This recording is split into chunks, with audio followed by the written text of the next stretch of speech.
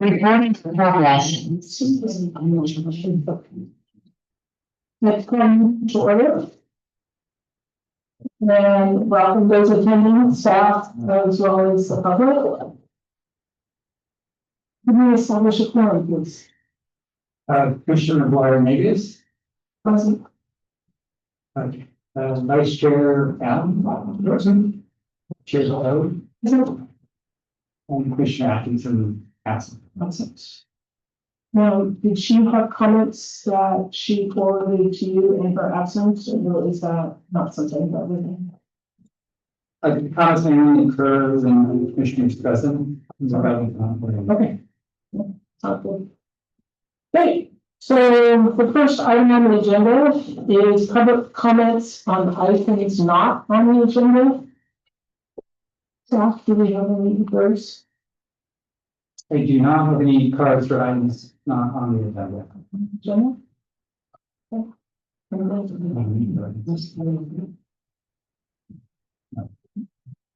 So the first order of business is to which is over a mile. Is to approve the meetings, the minutes of the special meeting that was held on April 28th, 2025. And Commissioner, did you have any comments on that? Do you have any comments? Okay, I'll entertain a motion to approve those minutes. Second.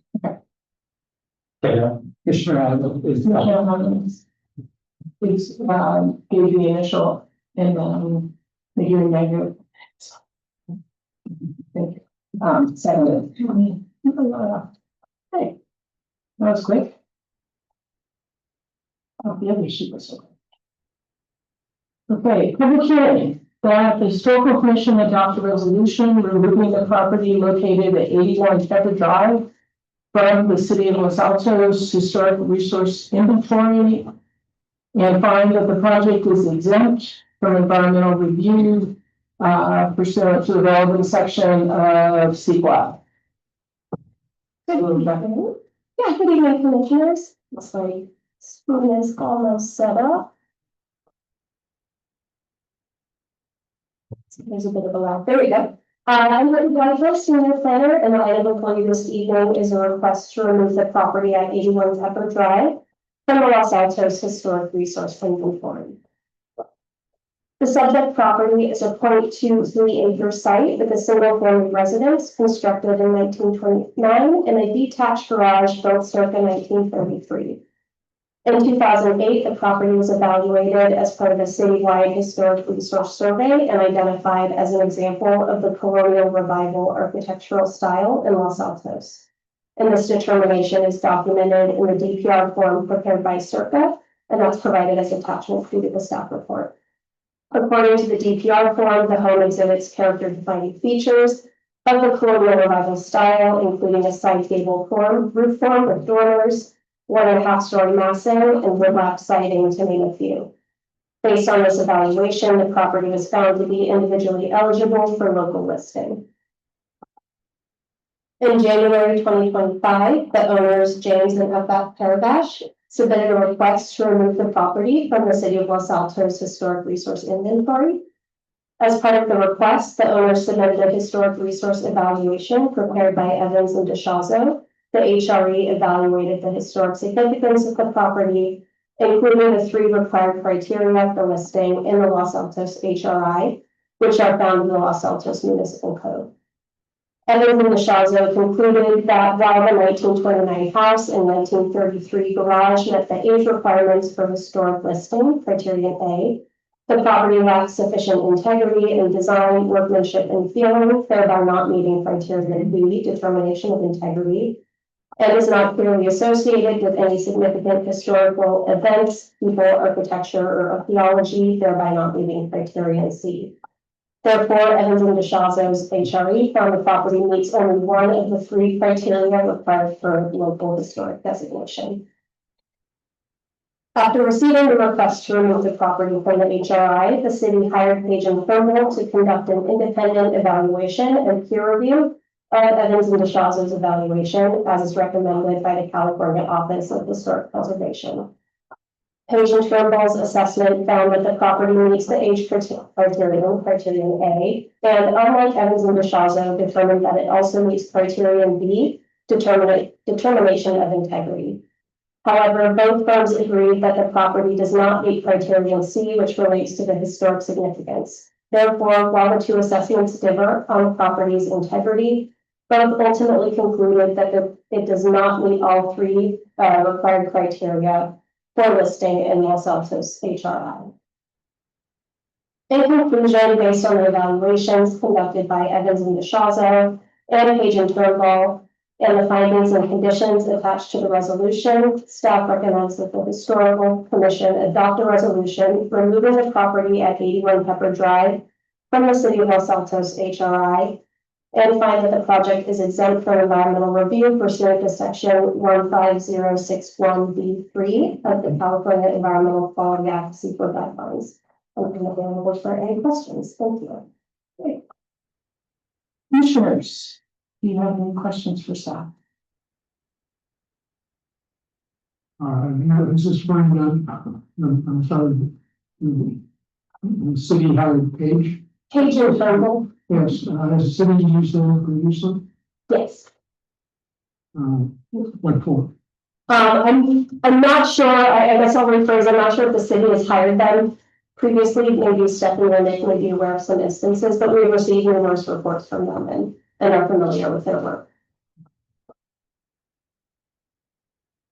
Do you have any questions? Not at this moment. Okay. Actually, I have a couple questions.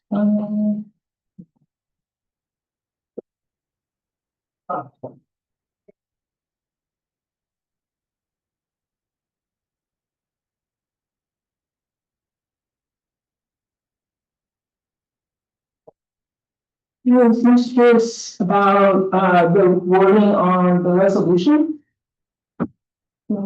And number 2 states that the owners submitted an application to the city of Los Altos requesting that the property be removed from the historic inventory. My question was under the old, prior to any consideration of moving into the zoning arena, from what I could tell, that determination of designation since 1244-090, the only legitimate reason for terminating the declaration of a historic resource or historic landmark is when clear evidence is presented that shows the resource no longer meets the criteria due to loss of integrity and or historic significance, which it sounds like that is the case in this point. Yeah, the assessments that we received by Evans and DeShazo and Page and Turnbull both concluded that the property does not currently possess, it's not currently meeting those criteria. Okay, so I guess what I have a question about is whether or not that whereas should be stated as such in that resolution, because it's really not the fact that the owner submitted it that's generating the removal, and in fact, it doesn't, according to the statement, it wouldn't even matter if they did. And so I'm wondering if instead of saying whereas the property owners, if we're looking for what is compelling the resolution, we should use the text from this 1244-090.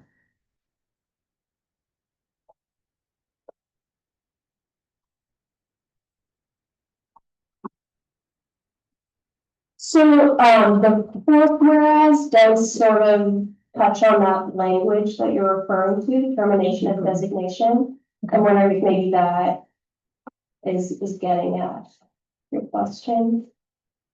Yeah, I think what read together, that one would be that the property, how we got here was the property owners submitted the application, then there's some whereases, and then it's based on findings of evidence presented, blah, blah, blah. It's no longer eligible. Okay, So, yeah, they're both there. they're both there. I got here and then how it was concluded. Okay, so we will be leading to the conclusion that it was the property owner's request that compelled the action. No, they just initiated the inquiry. Okay,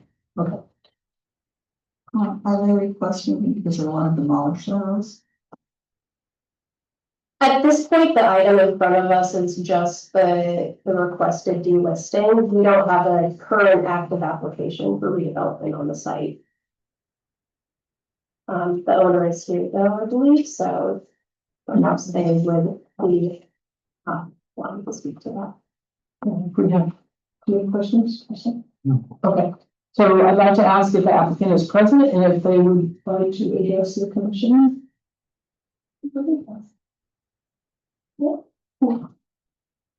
Hello. How are you? I was on the other hall, sitting on the resident windows here. So apologize for the delay. And you have up to 10 minutes to speak. The way this project started, we were going to remodel it. And then during the process, we were told that we need to hire a historian to evaluate the house. The first historian we hired was Terranor.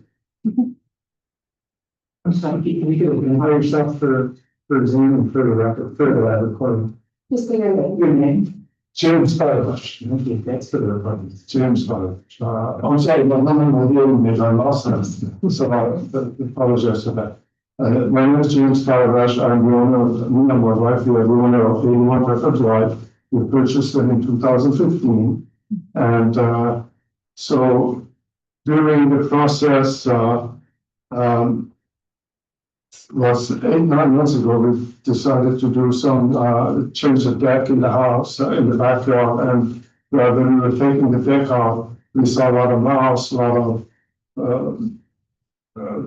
all kind of I mean, it wasn't nice. I don't want to describe it, but anyhow. And then we started taking into the walls. We saw a lot of termite, wood damage, and etc. We took some of what we were about to replace them, which the building department kept stuff by and said, James, you need to come to the city. I said, no problem. We met with Brittany. And Brittany said, you need to hire an historian. To make the story short, we hired Terranor first. And then during the process, Terranor told us, hey, this house is not historic. Why are you even bothering yourself? Okay. That's when I came back to the city and I said, the house is not historic, so what should we do from here? We were told, okay, we need to hire a professional that is qualified to understand the CQA. And so we did, and the response came back, yes, it's not historic. Then we requested that the city need to hire their own professional, which can be Page, and anyhow, they hired a second person through the city, we paid for it. And they came back to the meeting also, they said the house has no historic value. So from that point, we decided, okay, now that there's no historic value to it, and in remodeled prior our purchase in 2015, a lot of things was changed, which I didn't know. In fact, we were thinking of keeping it, but game changed. And obviously, I value the environment, I value the Los Altos environment and all the homes. In fact, the design I have for the new home, it's well within the environment. And as a comment, this house is too small for me inside to skip it and be everywhere. So that's all I can say. We would like to request to remove it from the historic list. Do you have questions? You have questions for the applicant? Completely replace the house? I'm sorry, say that Let's again. have to completely replace the house. Yes. Because the way it's sitting right at the center of the property, and it really doesn't make sense to, based on that finding from the two historians, there is no value to keep it. So. Thank you. Any other question? Elizabeth?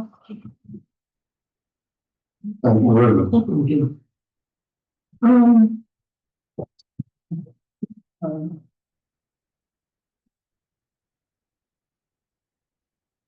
I'm curious for staff, the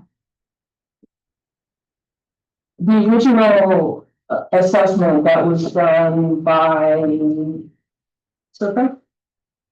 How the ADU been done by that point? So the Circa assessment was, it was like part of a citywide survey, it was like a windshield survey. I believe it mentioned that a garage existed on the property, but did not go into a lot of detail. Yeah, I guess I'm curious, but it really isn't germane on how they were able to come to that conclusion. It seems that, me, two other companies did not, but probably doesn't mean. There goes a while back, so potentially things have changed. Okay, I'll open up for are there any public comments on this item. I don't believe I have any comments. Do you have a question? First, item 293.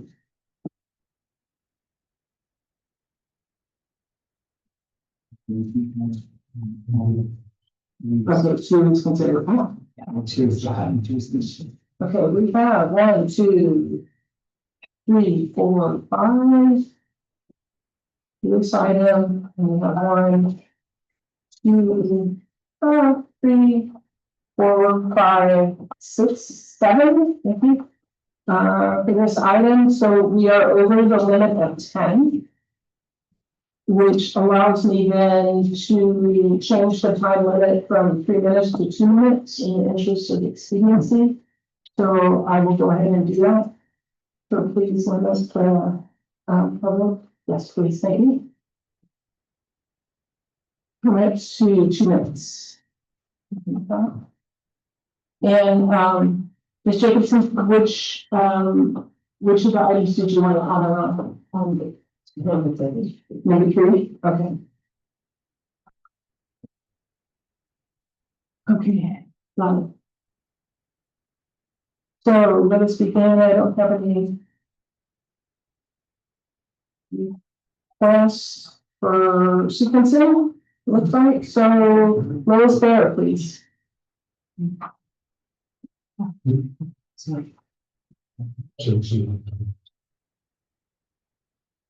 Good evening. I would like to cede my time to John Zaire. I believe you have a card for him as well. Yes, I do.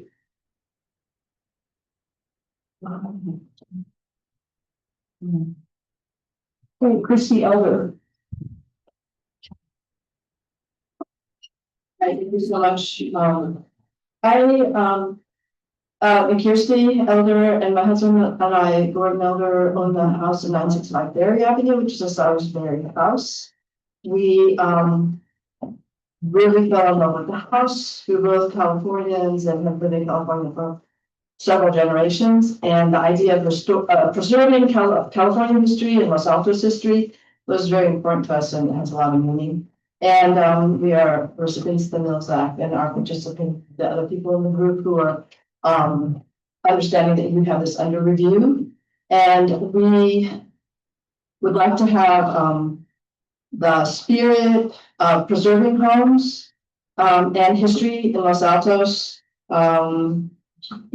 considered strongly by this group and by the city. We hope that moving forward, that the work that you do and that whatever changes you might be making to the Mills Act would have the spirit to encourage preservation, to follow the California state laws, of course, and to encourage people, hopefully, to take part in the Mills Act.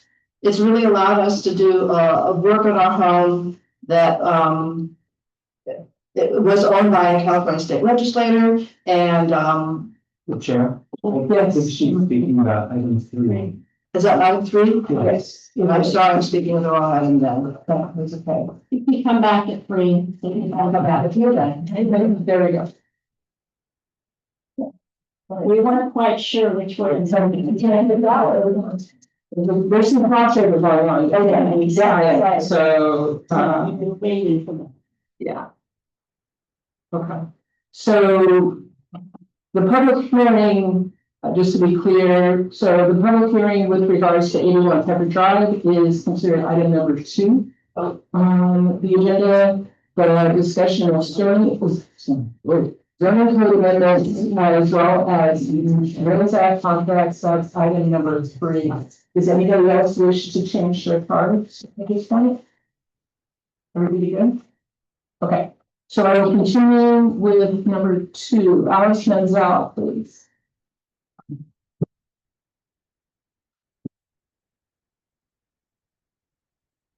Good evening, everyone. I know I've spoken before you before. I'm with the Preservation Action League of Los Altos. And I think there's been some comments submitted for them on this agenda item. I'd just like to make a point on the record that when you hire a historian for architecture review, very often that historian is most clearly what the people paying for the review want. That doesn't mean these 3 historians did a bad job, but necessarily, but I have some concerns about some of their work product. First of all, colonial revival is something that is reflective of the criteria that is said to be missing. It reflects the American early history. It reflects patriotism. It reflects stability. This was a style that came into great vogue before and after World War II, when people wanted stability, particularly during the Great Depression. That's when it really kicked off. And it was incredibly popular and still is in California. It reflects the spirit of 1776, a reminder of the continuity and stability of the United States. The colonial revival style was the #1 domestic house style in the late 1800s through the 1940s. I don't see that highlighted in any of these 3 reports. It was very fashionable in California. It was very adaptable to a California lifestyle. I could go on at length about this, but I know you've cut the time short. It also was very popular with the federal housing system, with the mortgages coming in, particularly after going after World War II. The federal, the FHA in 1936, the federal style, look at all those, federal things that the FDR's administration built. And it stayed after the same thing. I can say one more sentence, I'm sorry, if we need to keep it to 2 minutes, thank you. But your houses are castles, you do what you want, the windshield survey is broken. Okay, next would be, Thomas Chapman. The house is your castle, that windshield survey is broken. That doesn't mean you couldn't be. Any mass or? That's what I'm about to say. Okay, can you please step quiet? No, I think so. Thank you. Yeah, so I'm talking specifically with 81 Brooklyn Drive. What I hear from the report that was submitted was that the house really never qualified at all, at least the summary of the report from Peyton Turnbull, and the owner hired architect or historian, but it did meet the criteria in 2008. Somebody was hired to do a survey and it met the criteria then.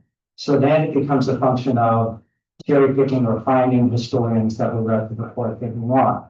So then we should probably look at if there are any historians that were working on this that would have come to a different conclusion and how that would have been weighed in. Well, there was a gentleman named Bill Pastura, who did a public records request for 81 Pepper Drive, who was commissioned to start writing the report. It's all online, it's all on the public records with less details. He pulled the details for 81 Pepper Drive to begin crafting the report for it, and he ultimately didn't end up finishing the final product. We know that because Mr. Pastura's report isn't on here. So I called him to find out, why he didn't commission the final report. But he couldn't get into the details of why. He did give me the explanation that Thomas, I'm the person that is a historian, and I defer to the expertise of the people that came before me on why something was added to the list. And this is clear and compelling reason that they were improper and it shouldn't have been added to the list. I will not be an individual who will remove an item from the list. So as much as we want to gather the expertise of the 2 reports that were submitted, we should also question which reports weren't submitted, or which historian would have ruled differently, given the same set of circumstances. Well, there was one in 2008 that ruled differently because they added it to the list. So I hope that the committee takes that into consideration when evaluating the list before them. Also, if there are historians that could have had different things. I just want to clarify that that report is not in this record, so that is some oral testimony, but you don't have a written report to consider, so just bear in mind when you do it later.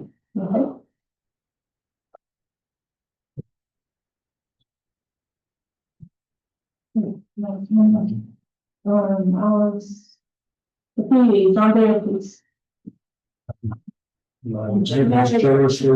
minutes, he had seated time. 5, but it said 5 in the, oh, 2, okay, so no more than 5. So I am entirely sympathetic to the homeowners of 81 Pepper Drive. Owning a house on the HRI is no easy task. Actually, we own a city landmark, 55 Pepper Drive. And owning that is both a joy and a burden. So I do understand the frustration that the homeowner faced when he was looking to expand his house. And it's unfortunate that his expansion didn't have the proper permits when he tried to push that. I did submit some history about the subdivision, the Adams subdivision, of which our house is the estate house. And it's important because that was not mentioned in the record on the history of the area, the local area, by either consultant. And it's ironic that Page and Turnbull pointed out that under criteria 1, that the consultants, the prior consultants hadn't delved into the local history, and then they never did. And the information is there. The Adams subdivision was actually the first commercial subdivision after the town was formed. There are 5 houses still in existence in that subdivision. 81 Pepper is among them. And so then we get to the criteria, and I understand, we have rules that we have to follow with regard to criteria. And in fact, the Van Epps, they were no better. They weren't anybody important, but because they weren't important, they actually were important. They were the people who helped turn Los Altos from the playground to the rich, where people built fancy houses. Paul Schaupp hardly lived in his house. Lots of other people built fancy houses, but they really were never active members of building a town and a community. And then we had all these people who owned vacation homes, and they were lovely vacation homes, but those people also were not building a community. Literally and figuratively, the Van Epps were part of building a community. There was a carpenter, he built houses. He may have built his house as well. And he was actually as much as part of the story of the growth and transformation of Los Altos as anybody. And I would contend that he is important, and his story is important, and his contribution as a member of the middle class. The middle class, the people who built our community, who became full-time residents, who contributed to the fabric of the community, sending their kids to school. All of those things were really important, because you can't build a community with people who vacation here and people who own fancy houses and spend very little time here. And I would encourage the Historical Commission, if you reviewed my comments, and if you do have questions, if you think there's validity, I would encourage you to take that document and bring it, ask Page and Turnbull to opine upon it. Experts disagree. Experts have opinions. They have it based on as much information they had at the time. They apparently didn't have this information. It's unfortunate. And I hope you would look to make sure that we're making the right decision for the community. I think it's an important asset to the community. It's unfortunate the homeowners want to tear it down. They may discover that there's a deed restriction that they will not be able to build any closer to the property line than it currently exists. And while the city doesn't enforce that deed restriction, people who are part of the neighborhood can in fact do so. And I don't know if that would dissuade them from tearing the house down, but it probably will be a consideration. Thank you very much. Mr. Mayor, I have a question. Is your point that this, that Mr. X, as you mentioned, should satisfy historic significance for some people, Yes, even though the other two have said that they don't. that's right. And it's based on the fact that they did not, in their narrative about the history of the community, they mentioned nothing about the Adams subdivision. There's 30 acres divided into 50, 60 properties. Mentioned nothing about the evolution of the community, the growth of the middle class in Los Altos, the growth of the community. And I mean, it was a very modest home, but there are a lot of very modest homes in Los Altos that were built. Not everybody lived in the shout house. There are a lot of people who lived in pretty modest homes. So thank you. I just wanted to clarify that. Thank you. Question for staff. We're considering a historic property.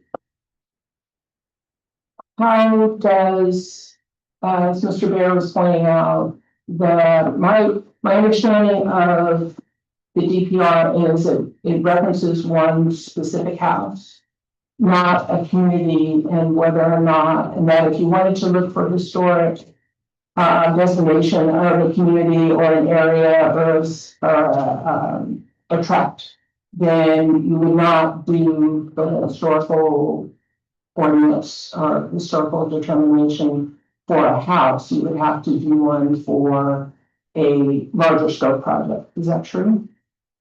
I think what you're referring to in the historic districts, Thank you. Yeah. Yes. that you would look at the districts. Okay. And so in this case, in these cases, we're purely looking at the house itself and how it fit in, and not as much how it fit into the larger community, but the house as it exists itself. Okay, I wanted to clarify that. Thank you. Okay.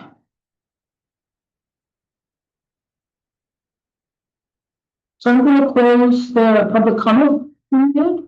And I would like to begin deliberations by the commission. And so I'll ask if either of the other commissioners have thoughts on this proposal. And maybe a reminder too of what we're being asked to do.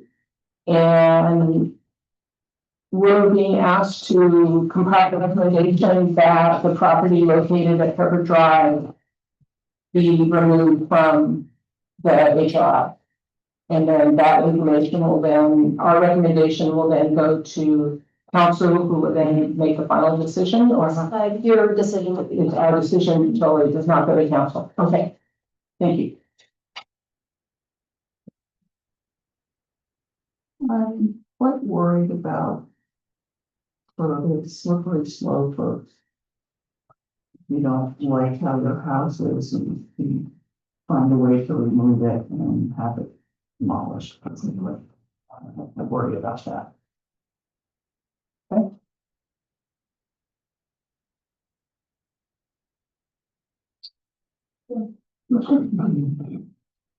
yeah, no comment. Okay. I hear the slippery slope. And I hear that. I think there's compelling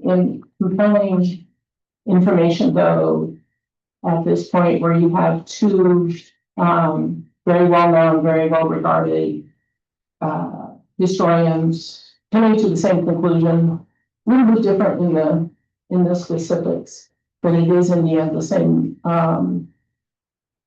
conclusion. So that would be my input to the. Okay, after community, the chair will facilitate discussion if necessary to establish a consensus. Do I have a motion? To the chair, I want to clarify too, The commission is comprised of 5 members, even though there are only 4, and a majority is 3.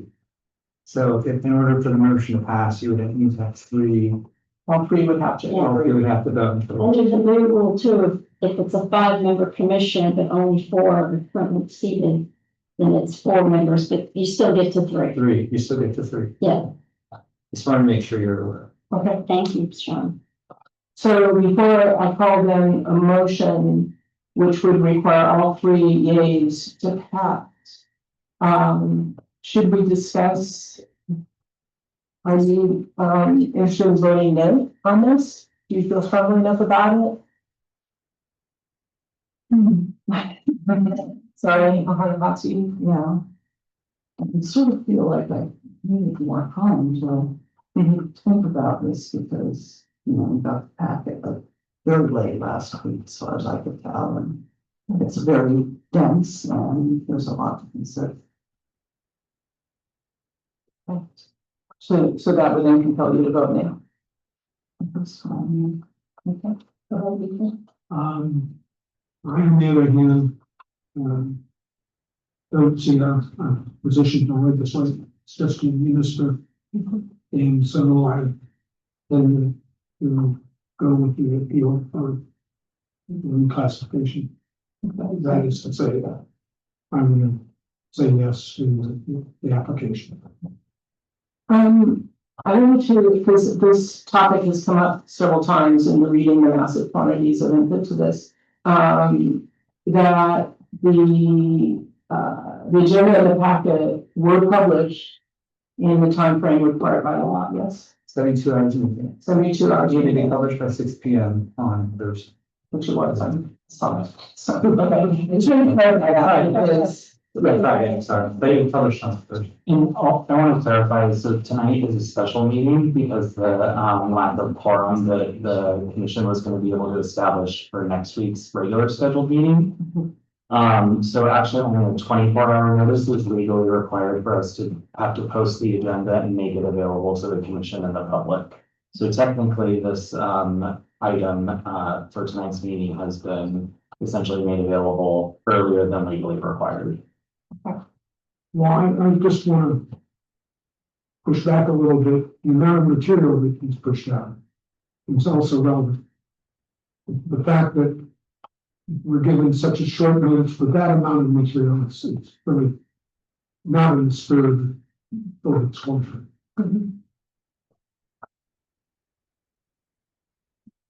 and there's no remedy to that, so I understand. No. I mean, I might as well give it 10,000 pages. Okay, so it appears that we have the potential of 2 yays and a nay. Staff, what are the options then if it does not pass? Then, as this commissioner was asking for more time, is it a matter of trying to continue it until we have more time to consider, or what would be the options with that? I mean, I think you could continue it to the next meeting where you have your 4 members present, so all 4 members present, and see if you can achieve quorum at that point. And you may have additional time based on the information you have now available to you to read through the documentation. Would that be satisfactory? Okay, we'd like to go ahead and then continue this That will take a motion motion. and 3. Are we continuing with the Jake, start second. of the next regular scheduled meeting? Next regular meeting. Yeah. So it'd be a motion to continue until the next meeting. Which is, will be in October, yes? It's the 4th Monday in October. Fourth Monday in October. The 27th. October 27th. Joint information? Yes, I motion to respond to that, so is that not word? To continue Continue to the next meeting, meeting, which is the fourth Monday in October. October 20th. November 27th. Okay, do I have a second? Second. All in favor, let's do a roll call vote. We'll do roll calls on that. Commissioner McGuire Nagus. Yeah. Vice Chair Adams Yes. and Chair Cobb. So this item was continued to a date certain, so there will be no additional public notice on this. Okay, no additional public notice, will there be opportunity for public comment? Oh, yeah, at the next meeting. At the next We meeting? just don't, the applicant won't have to send out and pay for an additional notice. Okay, great. But it will go into the minutes that are published the 72 hours prior. Yeah, okay. Perfect. Okay. That takes care of agenda item number 2. And we move on to agenda item number 3. Let me get my staff of workers organized here. So I can. Okay.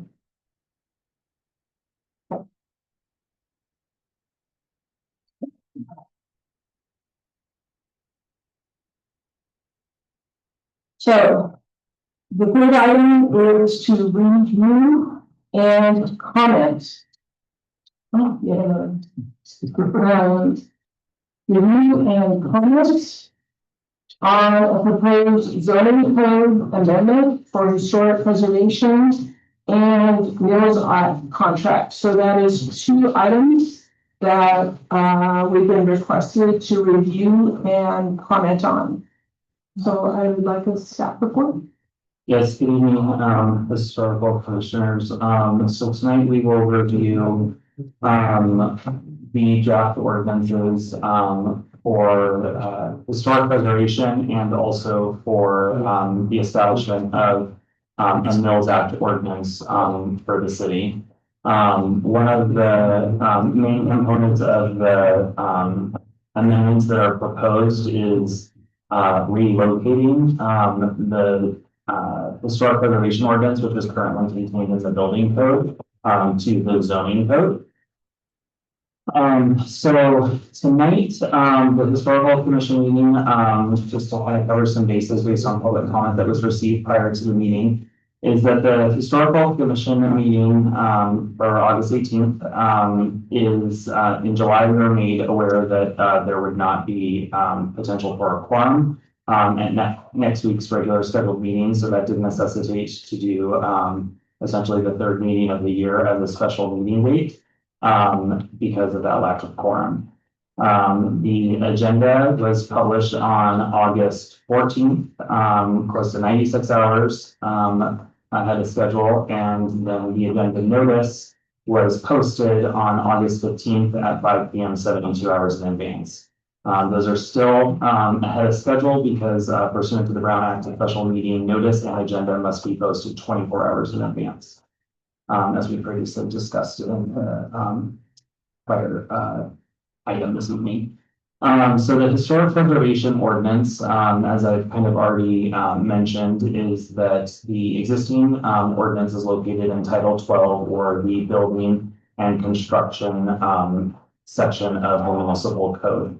The relocation from Title 12 to Title 14, is predominantly a reorganization, and the contents have largely remained, the same and unchanged. Clarifying language, though, has been included into the draft language because of, kind of some conflicting terms, or, some of the kind of gray between who is the reviewer or what is the difference between an advisory, review, so on and so forth.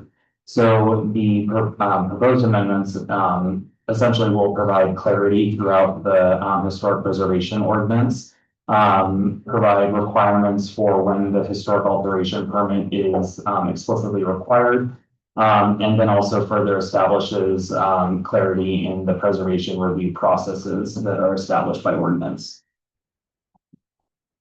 So it's a little bit smaller on the screen, but what this does depict is that, the compare and contrast between the, 2 ordinances, because again, this is removing it from one entire title, and moving it into another. So, for all intents and purposes, a traditional red line would not be the same because it would be a red line of the entire section. And then an underline of everything brand new because you're moving it, and that's how, when you go to a codifier, that's what they would expect to legally be able to actually do that amendment. So that being said is, All main provisions of the existing ordinance, which are identified in the first column, are being retained. They're just essentially being renumbered, and reorganized to make sure that the structure of the actual ordinance flows so that you actually know what new section is essentially supposed to relate to the other sections or the other provisions in that portion of the chapter. Specifically, there is not a small subsection that talks about the identification of a historic resource explicitly in the code that has now been included, as well as joint meeting procedures for when there are joint meetings that are possible. For example, we have potential design review applications that would then have to go to either the zoning administrator or the planning commission. We also could potentially deal with a subdivision. We previously had design review and a subdivision and a historic alteration permit that had to go to 3 different levels of the bodies. So to be able to kind of help create some consistency with the review authority so that each independent body is hearing from the horse's mouth, so to speak, what each individual body is thinking or saying and nothing lost in translation. That's why it's important to have some basic characteristics of what a joint meeting procedure actually includes. Jumping now to the Mills Act program. So kind of as an overview is that the Mills Act was created in 1972. And it grants participating authorities the ability to enter into contracts with owners of qualified historic properties. The city of Los Altos has never enacted its own independent Mills Act program ordinance. So it leaves everything to kind of the very long components of state law, which also is not organized very well, or sometimes the terms are a little bit outdated. So it kind of behooves us to have something locally for folks to be able to rely on. The city started to enter into Mills Act contracts in the 1990s, and since then have entered into 17. The proposed ordinance does provide regulations and guidance on the administration of the Mills Act program, and provides consistent guidelines that are consistent with OHP, which is the Office of Historic Preservation at the state level. So to kind of further just kind of clarify what the Mills Act program is, just so that we know what we're talking about, is that it allows contracts with owners of qualified historic properties who actively participate in restoration and maintenance of their historic property while receiving a property tax relief.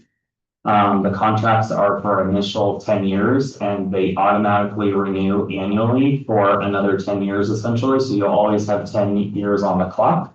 Unless the agency or the property owner requests a cancellation or there's a notice of non-renewal. There's 2 different terms that effectively are utilized similarly. However, they are different in how or why you would utilize one or the other. But at the end of the day, there's always going to be 10 years left on the clock as a part of the Mills Act.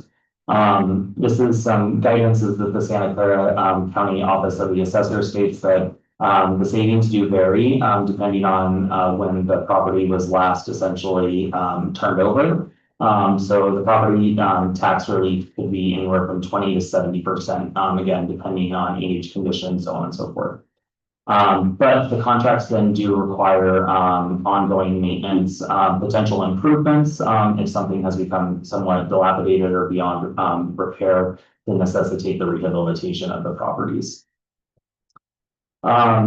Just as a quick overview, the Mills Act program ordinance provides all of these 15 kind of subsections, which is the authority to adopt, the purpose and applicability, definitions, limitations on historic property contracts, required provisions of the historic property contracts, application for a historic contract, the fees, eligibility criteria, review of applications, reportation of the approved contracts, review of approved contracts, non-renewal of contracts, amendments to contracts and cancellation, and then also public hearing requirements.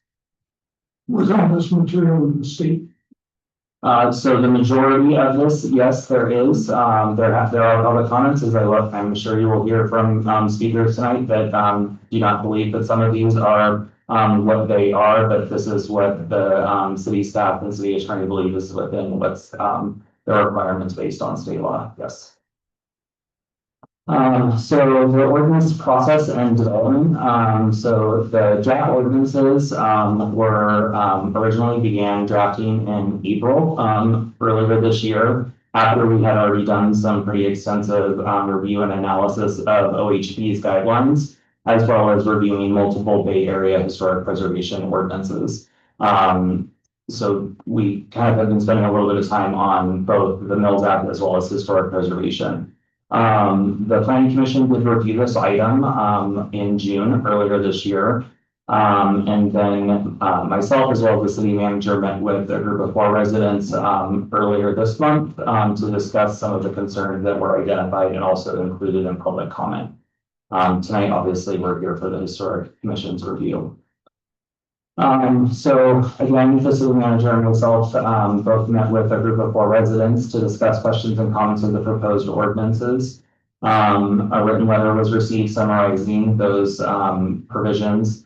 3 of the items were included and are identified in blue underline, in the draft ordinances. However, there was 24 additional items, and they were not incorporated because they were either determined to be in conflict with state law or they are preferences rather than requirements, based on staff's professional recommendations. I assume that the 4 residents of you were all notes contract on. We were not. 3 were, 1 was not. Oh. So to just kind of further cover is general plan compliance. So the city's general plan was last amended, and adopted in November of 2002.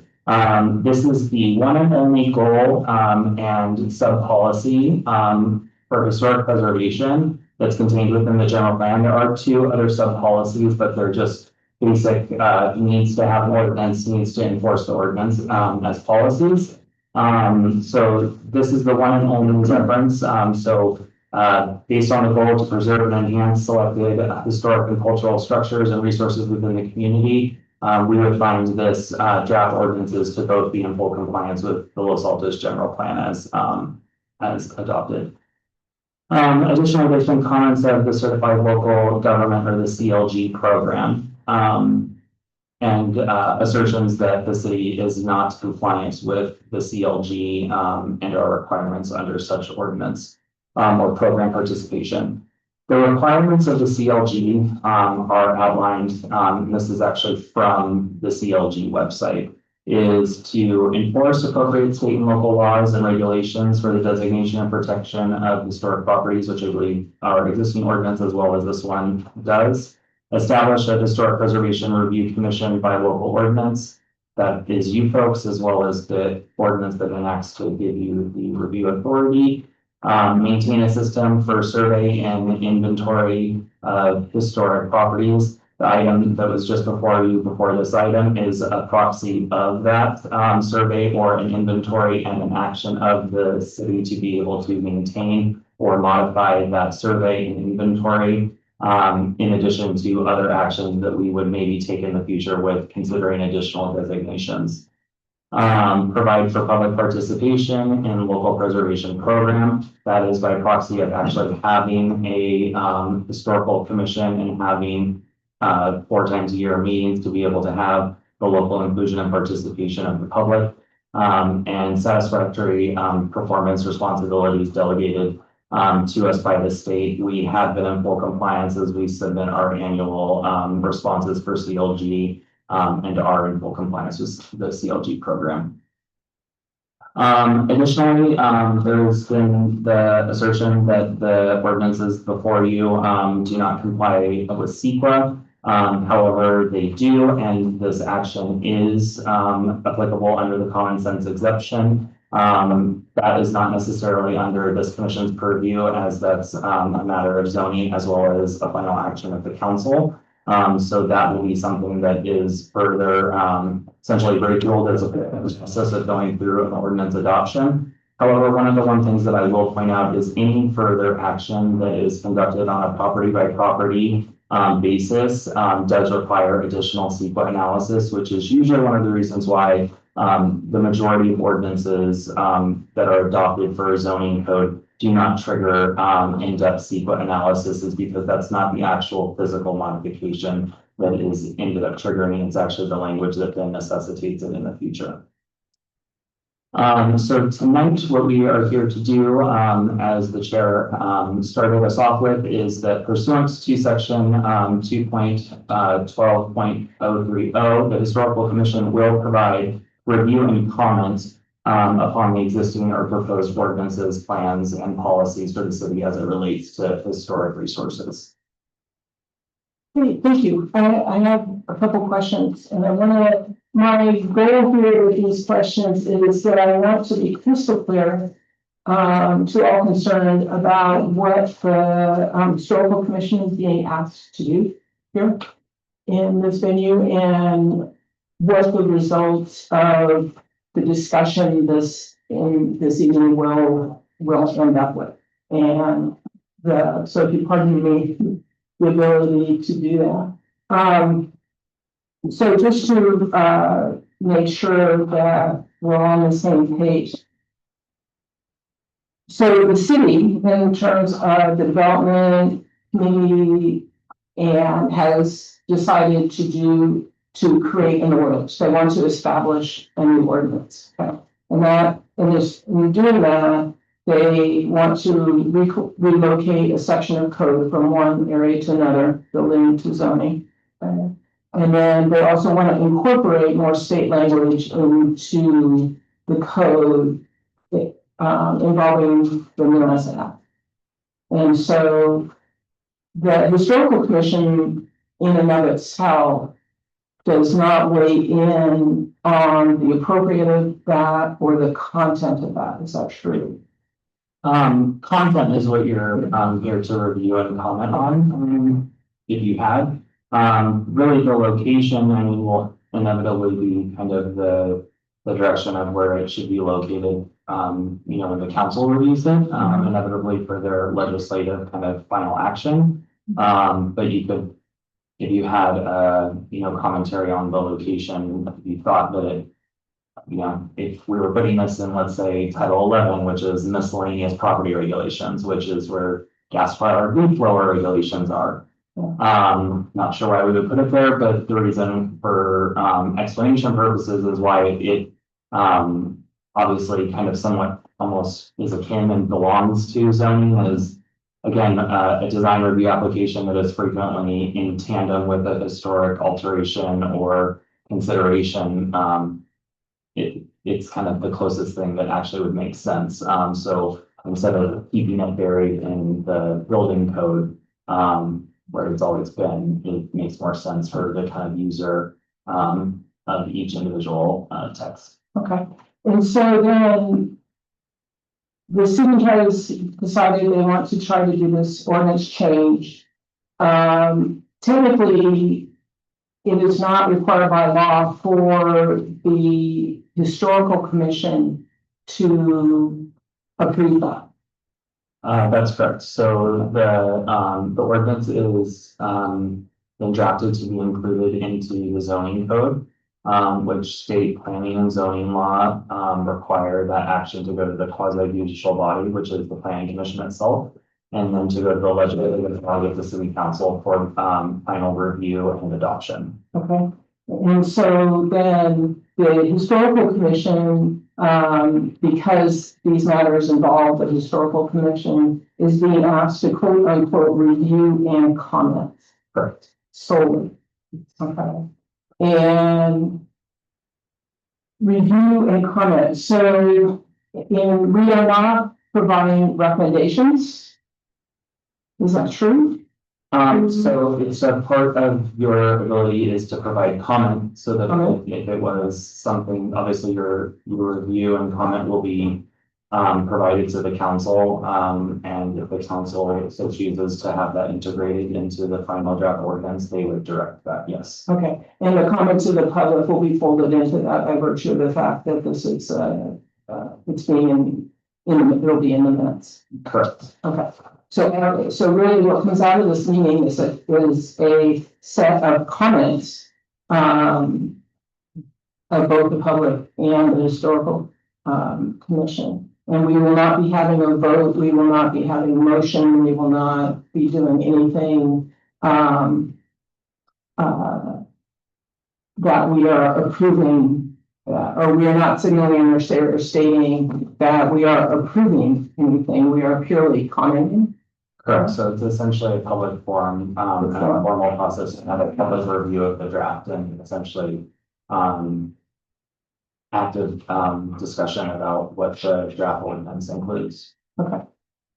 Because there wasn't a lot of the input from the public, there's a lot of discussion about whether or not this is legal, whether or not that's legal, this kind of. And I want to make clear that it's not the role of the historical commission to either approve that or not. That we're here at this point to take information and then put that as part of a compilation into what then goes forward to the city. That's correct, and then, I mean, the city attorney obviously does not normally come to your, meetings.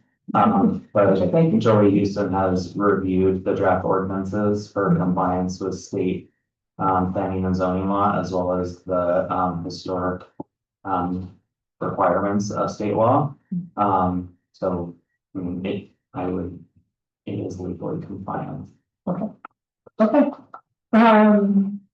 Do you guys have comments on this initial part of the agenda report? I want to agree that we're not a legislative body. Thank you. I think we're also. So great, let me see. So in this case, there is no applicant, correct? That's correct.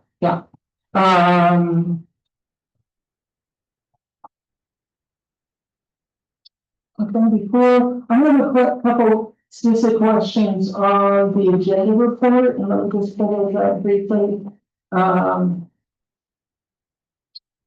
Page 2, in the second paragraph, under background, kind of toward the latitude, there says much of the proposed ordinance language is consent with existing standards. Is that supposed to be consistent? Okay, I didn't know if it was a legal term. I didn't understand. Okay, I just wanted to make sure that was in.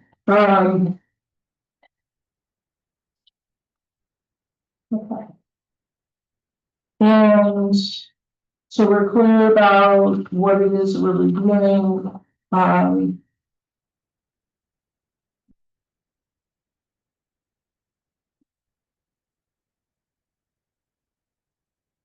Okay, and I just wanted to note for the record, it states in here that ordinances contained within the zoning code are not legally required to be reviewed by any commission. However, we're not under zoning code right now, we're still under housing code, yes? Building chapter. Okay. Building, so yeah, so the item that you just reviewed before this, for the delisting, it was contained within Title 12. Okay. So yeah, so ordinances and amendments to, Title 14 do not require review other than by the planning commission. Okay, that was my understanding. And so, thank you to the city for agendizing this item and allowing us, and the public to review and comment. So you didn't have to, so I'm going to acknowledge that happened. Great.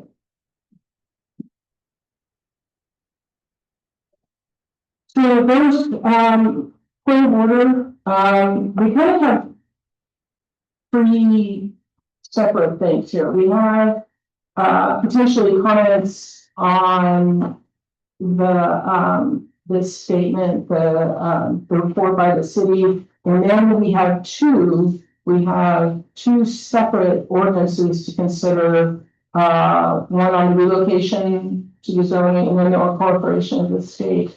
And I'm wondering if we should address those separately, kind of do a 1, 2, 3 thing, versus trying to block them all together. It's gonna get really confusing. Specifically with the breadth of the comments I know that are important to the public. So I'll go ahead and do that. Does, does the public have any comments on the, on staff's report? Submitted our coming proposal. Okay, but you submitted them, right, and what I'm gonna do is I'm gonna divide these up. And I would like to have comments specifically on the first ordinance, so that's the historic alteration permit process. I'd like to have those people who wish to comment on that, come up first, and then we'll, take comments on the Mills Act proposal. I don't want to conflate the two, because otherwise that's gonna get really confusing. And probably take forever. So, that's my plan. And people can walk on both subjects. Yes, there'll be different times. And that will be 2 minutes for each to get 2 minutes each side. Student frontage, yeah. Exactly. Okay, since we have no comments on, the staff report, and commissioners do not have any comments on that, then, I'll close the comment period on the staff report. And there's no deliberations, since there's no vote, no approval or anything. But it was noted that we have had our review and comments on the staff report. Okay. So next, I would like to, ask if staff has any questions on the, what we received in terms of the ordinance to define a new historic alteration process. Did you have any on that, on the first part? No, did you? Okay. As usual, I read. Sorry. On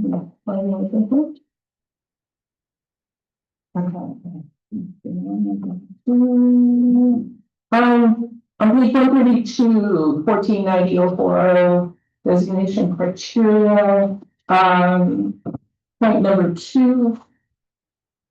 I'm a little bit uncomfortable with the word most. And it says, retain sufficient and perfect historic integrity in the most of the following areas. Is most, so we have 1, 2, 3, 4, 5, 6. So if we had 3 and 3, it would negate that determination, yes. We would need to have 4 and 2. Approved. Okay, and I don't know, I'm sorry. And I don't know if that needs to be stipulated or not in that language. Most just seemed a little bit ambiguous.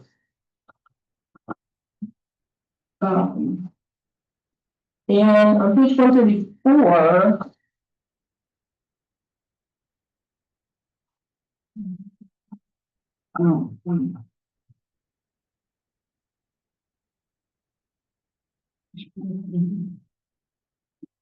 On the subject of designation repeal or amendment. The old language, was what I had previously read about. The only legitimate reason for terminating the designation is when clear evidence is presented that. And it looks like that clause is no longer was removed or not stated, but was replaced with designation may be repealed or amended in the same manner and procedure as was followed to designate the property initially.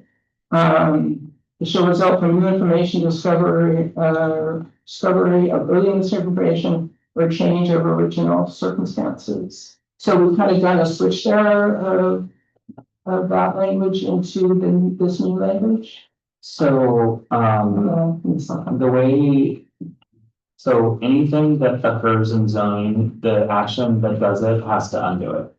So that's why it says the designation may be appealed or amended in the same manner, and procedure that was followed, so that's why it says that. But then, yes, it does talk about is that if there is new information, or the discovery of, earlier misinformation, which I think helps to provide versus the very subjective, quote, when clear evidence is presented to show that the resource, and then kind of goes on to talk about the criteria due to loss of integrity. But it doesn't really kind of talk about what's the actual reason why there would be like a loss of integrity or there's misinformation. It's really just kind of saying maybe, realistically, the way termination of a designation would kind of only result is like if people have been slowly chipping away at modifying the structure over time and eventually you end up having like one of the Jogini houses in Southern California that's been added on to 40 times and then it ends up being a massive structure that's not really the same. Okay, so in order to undo a designation, we'd go back to B, which is the initiation of designation, which says that it can be initiated by owners, the historical commission, and the Fernbite Council, as well as city council. So it would have to be one of those three, then to initiate undoing or the undesignation. And then it goes actually through the full process. Right, So, so I'm, so for example, tonight, there's no real, kind of solidified like delisting for like the action item before. right. It falls mute to that. So there's things that are missing from the historic preservation ordinance, which is furthering kind of cleaning up kind of the errors or the vacant kind of regulations. Okay, yeah, I want to clarify that since we've just been through that with this one.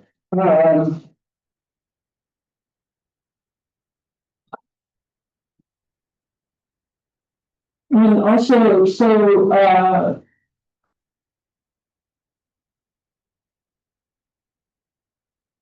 as a result, so the historic, HAP.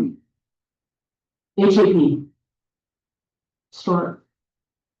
AP, I'm losing my acronym. Which means the office of. So the agendization of the HAP, it's been moved from a regular historic commission meeting to a joint meeting instead. Is that, the only way, and historic alteration proposal. Yeah. I know.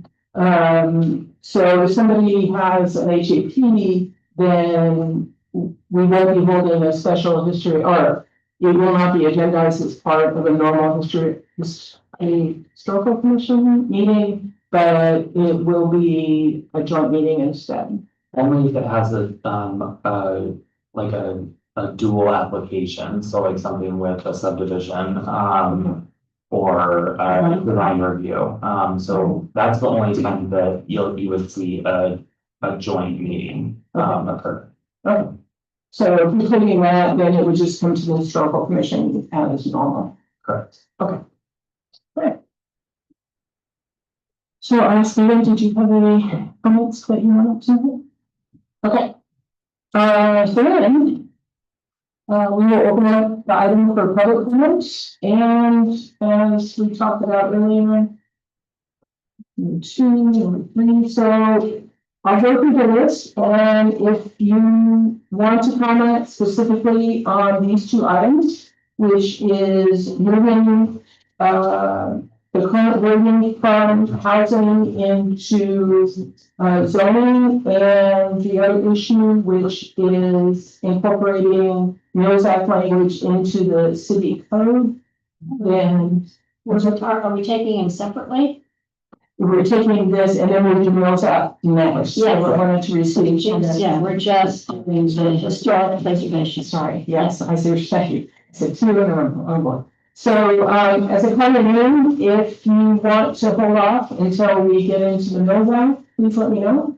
And I'll hold your card for later. If you want to speak specifically on this migration and addition into code, then this will be the time to do public comment for that. Okay? So Redwood. Okay, got it. Christy Elder. Next. Runs. So yes. Yes. Okay. Jennifer Jacobson. Ooh, Rose has got a lot of left. John Thayer. On this one as well as the others. Okay. Lois Bear. I would like to address this one, but I would like to cede my time to John Bear. Okay, but he's speaking, so John, you're gonna speak on both, Right. and she, Also, speaking. okay, 4 minutes ago. okay. Allison is on, Pablo. vote, okay. Dan Sveisel, No. no? Kurt Ripple, No. no? Duco has moved, No. Mills. Acorn at Yes, Mills, Bacon, Mills, please. Mills. Sorry, I had the wrong side of the bar. No, It's okay. okay. I think there's one more person. Hmm? I think there's one more person. Okay. Do you want to comment on this item or the Mills app? Mills. Okay.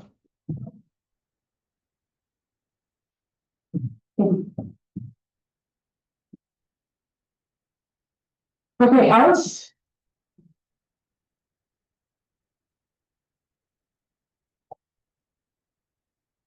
Hello again. I'd like to ask you to remind me exactly what was the first one. First one on the topic. Historic ordinance. Just want to be sure I'm clear.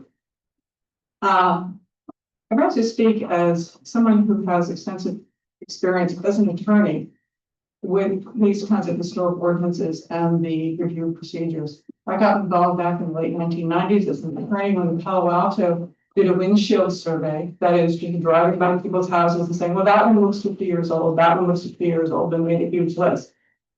And it was like a nuclear bomb went off in town.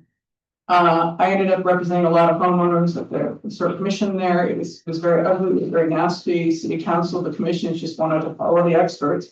And it ended up on a ballot. And the homeowners wanted to say, you can't just do a windshield survey and tangle up our property.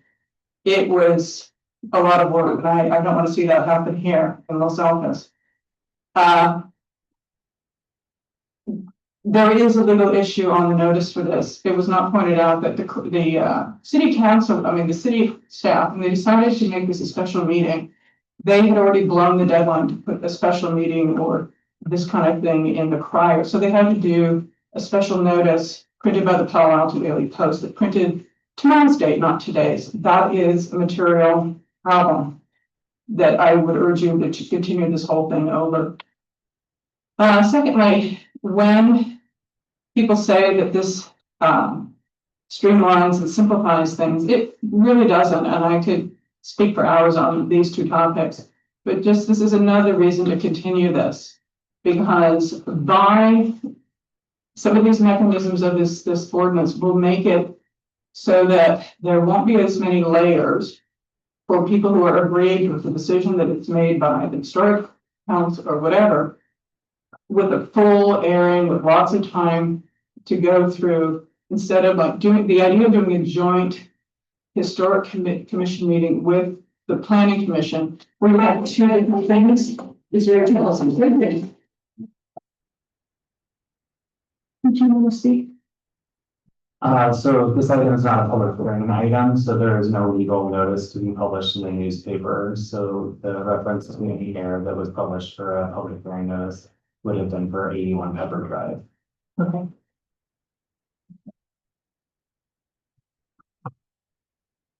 Okay, John, yeah. And you have four. Well, on those in advance, I've added to your burden of material, and hopefully some of it is adds to the clarification and hopefully brings to light some of the important issues that hopefully you will have some input on. I think it's really good that we try and clarify and simplify. But I think it's also very important we don't lose one of the essential tenets of this town, which is that we are able to get the public involved and noticed, and that we allow that process to happen. And there are some changes here that impede that goal. Residents are not allowed to nominate something to the HRI. Would be good, given the fact that we haven't updated the HRI in 25 years, that we allow that. With regard to joint meetings, where a homeowner wants a joint meeting between historical and planning, go for it. But where they don't, I think they should have that option. Historical commission meetings are more informal and really get more in depth around the issues. Planning commission meetings are far more rigid. And when you hold them as a joint session, we've done that at least once in the most recent past. Frankly, the historical commission gets short shrift. And I don't think that's fair to the public. I don't think it's fair to you. On the other hand, when it's a city or commercial property, I think they should be separate meetings. The issues tend to be more complex. And again, it allows the commission, allows the public more opportunity to really delve into the issues, to get the questions and issues addressed. The appeal process only allows for people within a 300-foot radius. And that is a byproduct of moving some of these things around. And particularly when you have public facilities, public properties, I think it's more than the people who live within 300 feet of the property.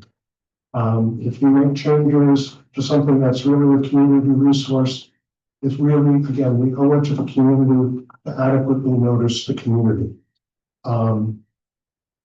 Finally, the definition of historic properties has been narrowed in the draft ordinances. And again, I think that does not serve the community well. And again, all of those are included in my, with apologies, overly long email to you. But hopefully you've had an opportunity to read those as well. Thank you very much. Thank you.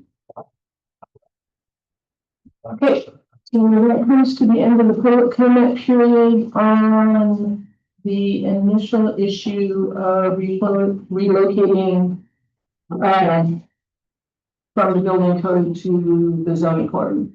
Yes. I was just discussing this with, the assistant city manager. If you have questions on the comments on the historic ordinance at this time, maybe you should ask us or staff at this time before you move on, so we're not cross-pollinating the discussion. So do you have any questions on anything that was said about the historic ordinance? Changes or recommendations? You all? This might be going backwards. How do you find 4 residents? They reached out to the city manager directly Oh. after this had already been, heard at the planning commission. That's for the Mills Act, right? It was for both. Oh, it's for both, oh, okay.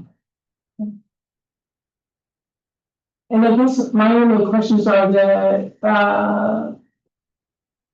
in Ms. Manzel's comment, she's taking issue and believes that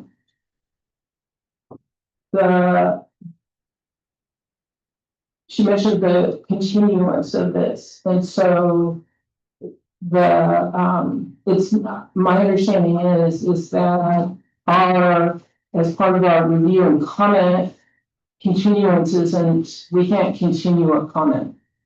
Is that true, or review and a comment? If we were to vote on something, then we definitely could continue it. Yes, but the comment was about a public, noticing error, which is not accurate. So Okay. I don't know what the continuance would be based on. Okay, and then Mr. Brewer's comments about the substance of what is actually in the historical documents aren't as much about their move, it's about their substance, right? And Yes, that's correct. However, one things that I would kind of point out is that the notification of moving, essentially anything that requires a public meeting, or like a formal action to be taken right now requires under the existing code 2 adjoining property owners on each side, 3 adjoining in the rear, and 5 adjoining across the street.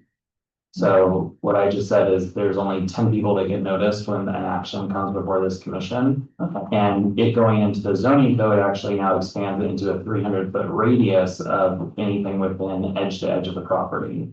Okay. So it actually expands the public notification area, which is actually the inherent standard 300-foot distance for public notifications under planning and zoning law in the state of California. So the appeal process is something that the council just established less than a year ago. So I would say that that's inherent of what the existing seated council has just taken action on.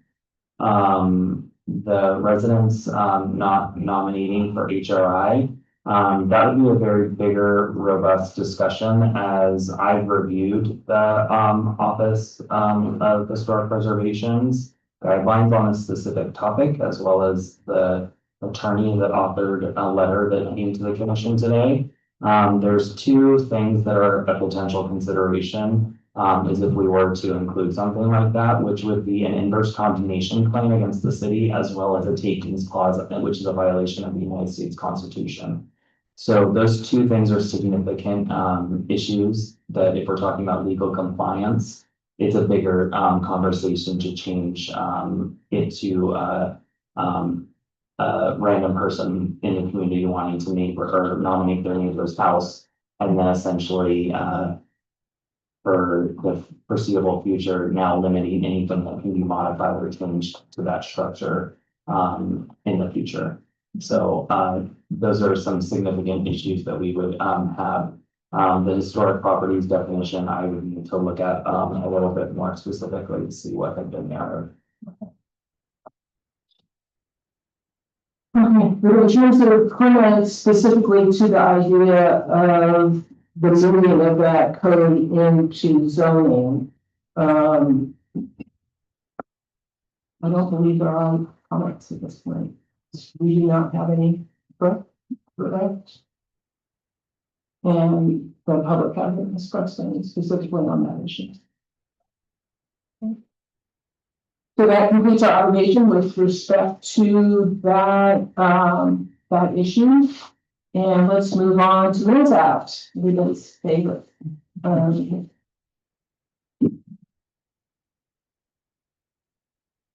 Would staff like to, I guess I would,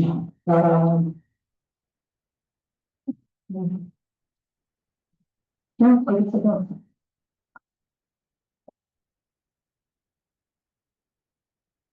So the subject of the incorporation of Mills Act specific to the city into city code. Yes. So if staff would like to. Did you want to?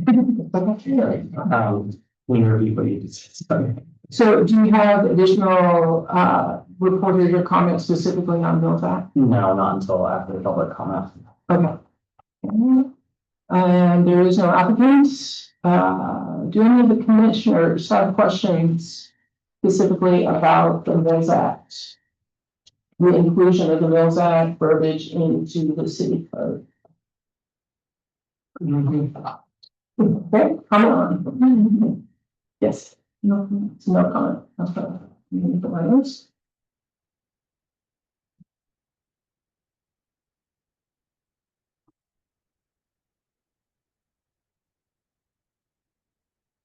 Well, and this is purely semantical. I was looking at, so the new section would be 14.91, and someone was looking at the code and it said 14.91 is lighting standards.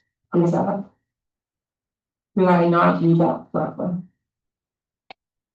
Yeah, that's actually a newer one that must have just became operative. So in the code, because it sometimes takes 3 to 6 months to actually get put into it. So we would just renumber the ordinances to be kind of the next sequence. I just wanted to clarify that. Okay, let us move on to other comments.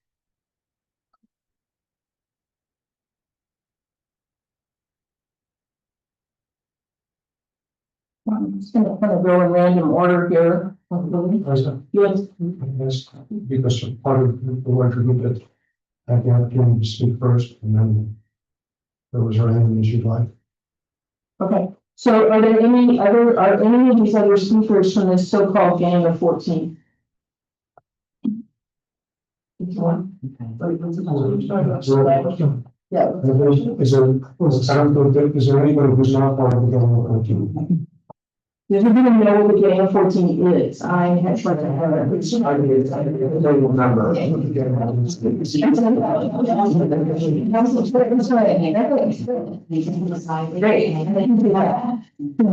Yeah.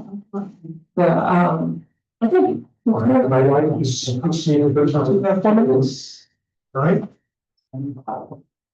Well, I'm John Bear. John, you might know me, because some of us have a seat time. I'm sorry, no, me, because some of us have a seat time to live. I'm going to see time too. Yes, thank you.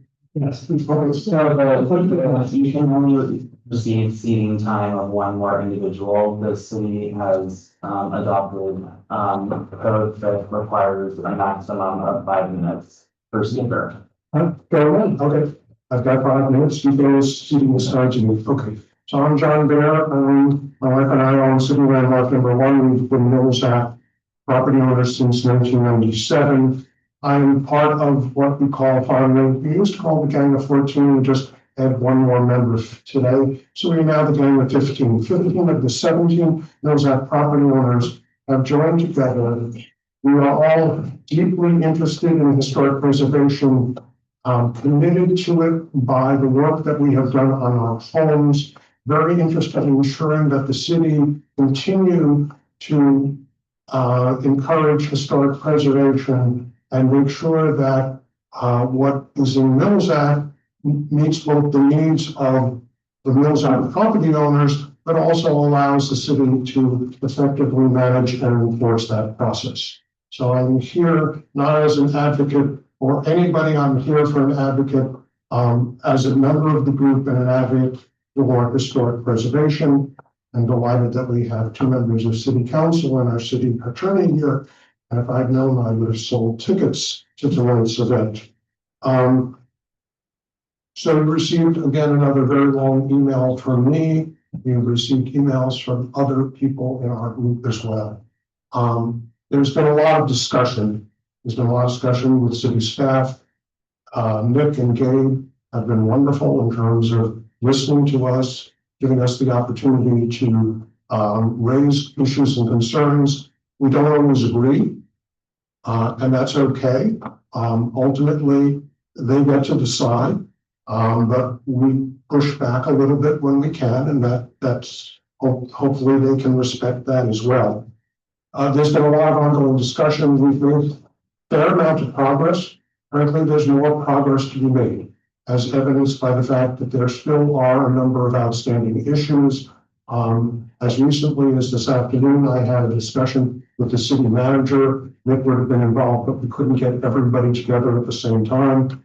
And he's committed to me that he's willing to work, and he and Nick are willing to work with us to continue to address those issues, to make sure that we come up with something that works for everybody. That's critical. I embrace the spirit in which that has been offered. We do want it to work. There's a lot of minutia here, and I'm not going to delve into the minutia at this meeting. That doesn't serve any good purpose. Suffice it to say, there are a lot of things that seem small but can be big. As a property owner who's lived with Mills Act for 27, 28 years now, it hasn't worked as well as it can. It can work better, and I'd like to see it work better. I'd like to see all the processes work better. I'd like to see the city do a better job of making sure that historic properties, in fact, are preserved. I do have one request, however. While the Historical Commission is only advisory in this role. I would like to encourage the Historic Commission to ask after Nick and Dave and I and several other select members of our group have met and worked through the changes, that the city staff has the opportunity to present those revisions to the Historical Commission. I think it's useful for you. I think it's useful to the community before it goes to the city council. As we say, another bite at the apple. Because, I think this is a process where more interested people involved can only make it better. And that's our sincere goal. And just, by the way, the 15 Millsack property owners, these are owners of some of the most iconic, oldest homes in our town. So the people here, and many of them will also speak tonight, are interested, they're involved, they're committed. And I hope you appreciate that commitment and what they have to say. So thank you very much. I have a question. Do you have a comment on whether Millsack language should be incorporated into the city code at all? Or is your issue mostly with what the substance about it? It has to do with the substance. It's making sure that the substance really works. I'll give you an example. We roofed. It's one of the problems of owning a house for 27, 28 years. You get to do the same work over again. We hired a roofer, we picked out roof shingles that was almost identical, and he went to pull a permit, and he was told he couldn't pull a permit online.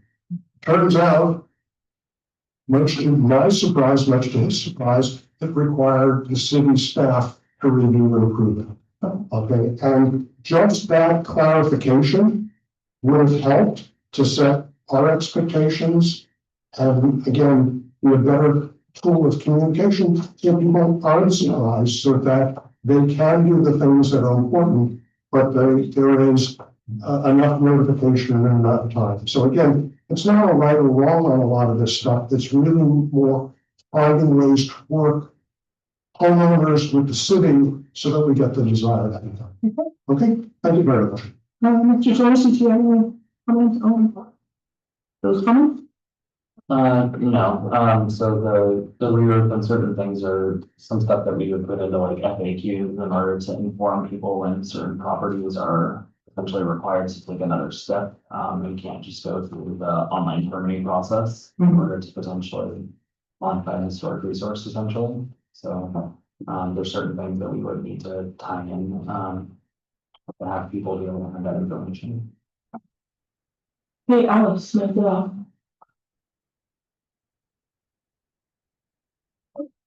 promise, actually, as part of the comments, everybody, since I would like to have your comment on the basic question of whether or not you comment about the actual migration or incorporation of the Millsack language into city code. But since that's the question that we're trying to, and so I appreciate a comment on that very question. If then you want to go into other things within your 2-minute line, great. Okay. So, Thank you. So the Mills Act. I got involved in this many decades ago when twice I was personally involved as a lawyer with the Merriman House, 2 different past owners who were doing some remodeling. So I had to get up to speed fast on Mills Act. It can be very complicated, particularly when you add in subjective things like, oh, what kind of procedures there are, or what kind of tiles to be allowed to be used. And when you get subjective, you have a lot of different opinions, which means there needs to be a lot of discussion and a lot of very good transparency. And a lot of people, whether they're homeowners or city staffs, they might think they know what the law says, but there's sometimes different interpretations or they got it wrong because it can be very complex. Again, a lot of it's subjective. Now I'm going to put on my admin hat that I have, because last year I joined the Daughters of the American Revolution. And they were started after the Civil War to try to ease over bad feelings at the end of the Civil War by trying to bring back the spirit of 1776 to remind people why we have a country, what we fought for. One of the things we fought for was our Bill of Rights. That has a right to petition. That is a right by the humans, the individuals. It is not a privilege to be granted by any government entity. So when I hear these Mozart owners saying, well, they have 3 people who reached out and got a hearing with the city staff, and now they've got 15, now 16, they have not. To me, those are the experts that need to be listened to most before you touch anything affecting the Mills Act and our code. And until you do that, you're gonna have people who are very upset, who will gum up all the works as much as possible, or get run over and running up costs like poor Mr. Bear, who, had to run around with extra costs delaying a roofing job. So again, I urge you to continue this one by Gavin. Thank you.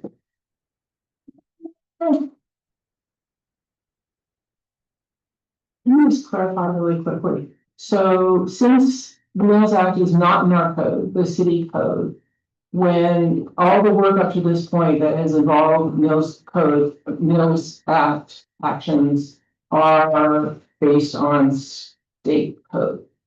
Yes. That's correct. Alright. So the ordinance though would help to further clarify and to make consistent future kind of review of Mills Act contracts, because to the public speaker's point is that the Mills Act is written in a subjective kind of language.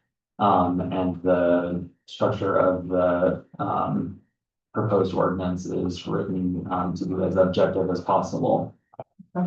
Does the Mills Act in state law allow for any latitude for a city? I don't know how to express that.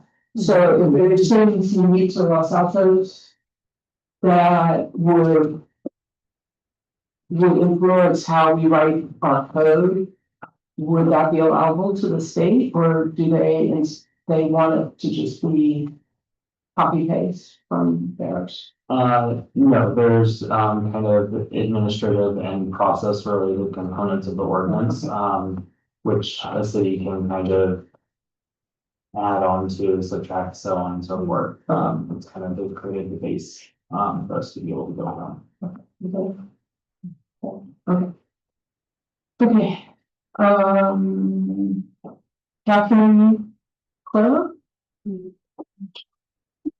I get that right at all? Yeah, Clairvaux. I knew you were gonna call me. I just wanted to say that I support clarity in codes, but also want to remind everyone that not all the properties that are in Mills Act are the same. We have a barn, and we went through a lot of hoops to try to get the barn in the historic registry so that we could restore it, because we love it. It has no running water, it has no plumbing.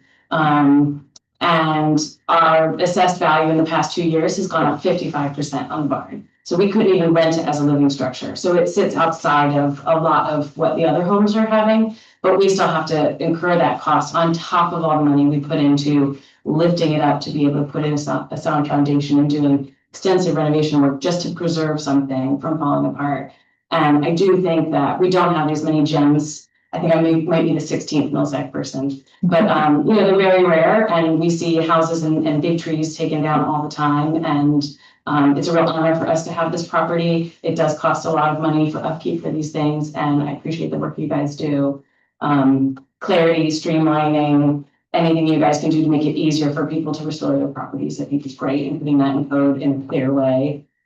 These people all know more than I do about the languaging of it, but I support it. And again, thank you. We love our barn. There are no animals. There's no one living in it, but it's fantastic. And Somebody's not all. Thank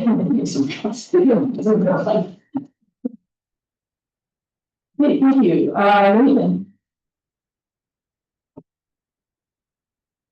Well, I'm Acorn Cooley or Nick Cooley. I am one of this gang apparently. I fully support the clarification and turning this into an ordinance. Mills Act is very complicated.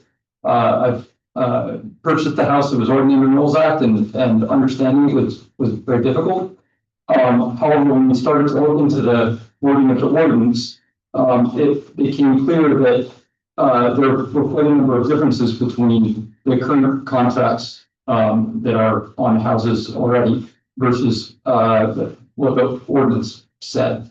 And the current practice versus what the ordinance was saying. I think the current practice has to do with the state law. I'm not quite clear on that. And we're concerned mainly that, it makes it more difficult for new Mills Act applicants to become, Mills Acts. My understanding is that existing Mills Act, homeowners are, their contracts will be changed, so this just means that there will be differences between existing contracts and contracts that are happening in the future, which seems like something that makes it even more complicated, and that seems like a problem. And there's also a number of issues that we have. For example, the contract, the law states that the contract can be changed at any time, which wasn't true in the past, and doesn't seem fair to people who have agreed that they're not going to tear their house down and that they're going to maintain a historic house, in exchange for, partial, tax break to, partially offset the cost of maintaining the house. And there are a number of other things which have been submitted by Jeff Bear, but have not been incorporated into the, wording, I understand. And we urge you to request that those be reviewed. Some of them were rejected because they're not, they don't conform with state law, but I think that's true for some of our suggestions, but not all of them. And I urge you to request that get reviewed again. Thank you very much. Mr. Joyce, do you have any comment?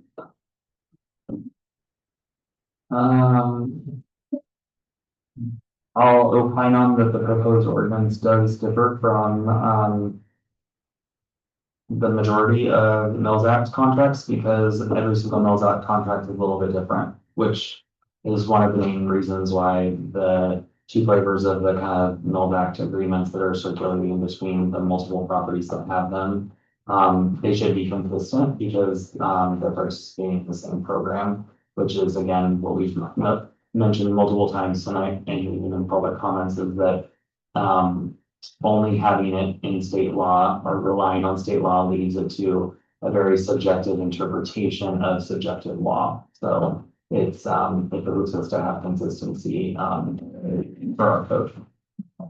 And this discrepancy between the previously enacted contracts and what's going to happen going forward, we'll have to deal with that on a one, just individual basis, or Is there no move to standardize the contract? I mean, Nobody has any urge to do that? if that was something that in the future was a part of a mutually agreed upon discussion between the city and the current contract holders.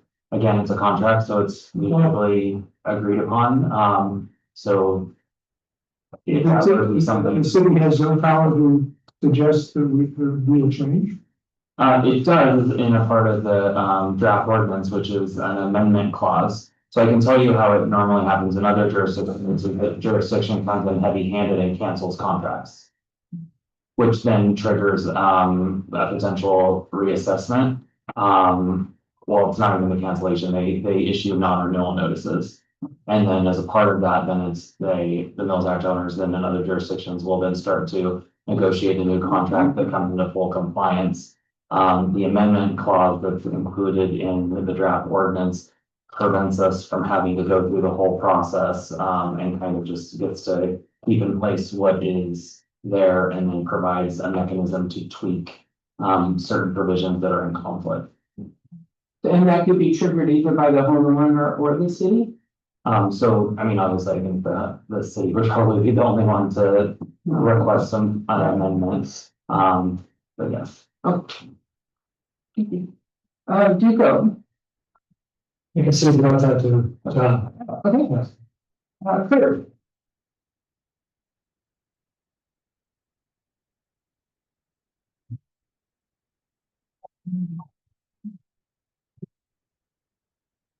Good evening. My name is Kurt Ripple. I'm an elected director of the Minnesota Open Space District, so I'm sharing my comments tonight as a private citizen.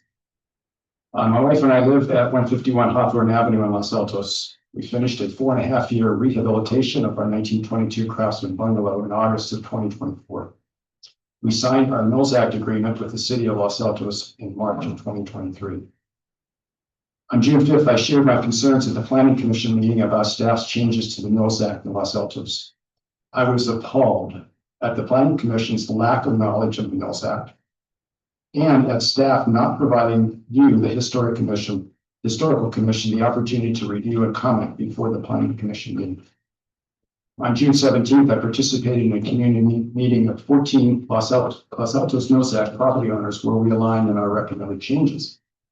We want to thank the city manager for intervening to more carefully consider our recommended changes and to allow the Historical Commission this evening's opportunity to review and comment. However, we recommend the Historical Commission comment the proposed changes to the Mills Act ordinance this evening needs more work. While the existing Mills Act property owners appreciate that our existing contracts will be exempt from any changes, we are very concerned the changes before you will make the Mills Act process unnecessarily complicated, drawn out, and expensive. This will result in fewer property owners considering the Mills Act option, and our opportunity will lose, and our community will lose more of our historic homes and structures. We believe this is an opportunity to provide more flexibility and clarity in the Mills Act process and requirements the city of Los Altos, and still will meet applicable state laws.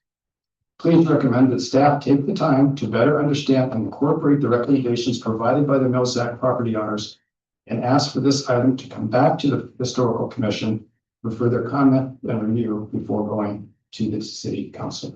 Thank you. Question, you mentioned, some changes that were made to Mills Act that you initially said were, or when did that occur? Was there a cycle of Mills Act changes? Staff made recommendations to the Planning Commission on June 5th. Of this year? Yes. Okay, so we're still in this, it's not like there was a previous cycle that you're responding to. Right. Okay. Staff, any comment?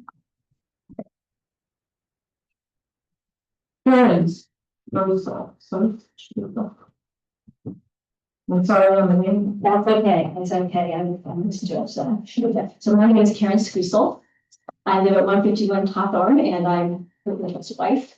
And I agree with the city moving the ordinance in the city code. My issue really is with primarily the content and the process. Like Kurt and some others, I'm very disappointed in the process that current Mills Act owners were not consulted, asked them what's working, what's not working, and get our advice. The first set of recommendations that went to the city council had all of our contracts changing. There was that meeting with a group of 4, and so that changed, so we get to keep our current contracts. But I, as many of my fellows, Los Altos, are concerned about the contracts going forward. I love Los Altos. We've lived here for 37 years. We bought our house specifically because it was a little home that looked like it was ignored and we wanted to rehabilitate it. It required some changes because it wasn't really livable for us going forward. The process was difficult. It was expensive. It was timely. It took a lot of time. And my concern is that with the changes as proposed, it will be a disincentive for other owners to preserve and restore and refurbish historic homes. I think having historic homes is part of what makes Los Altos special. We're a charming community, but the buildings and the structures are part of what make it special, and I'd like to see us continue that. So I would ask the commission to suggest to staff that they continue to work with us, to continue to refine. We believe that we can come up with solutions that are consistent with state law, but still provide administrative changes and processes that work well for our citizens so that we can retain these structures and keep Los Altos charming and special. Thank you. Thank you. Jennifer Jacobson.